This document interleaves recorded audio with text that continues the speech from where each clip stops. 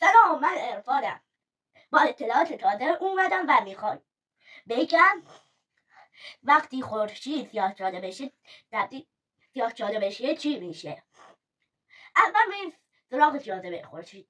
جاذبه خورشید انقدر قویه که 8 سیاره دورش میچرخد. اولی عطارد، زهره، زمین، مریخ، مشتری، زحل، اورانوس، نپتون و آخری پلوتون که سیارکه.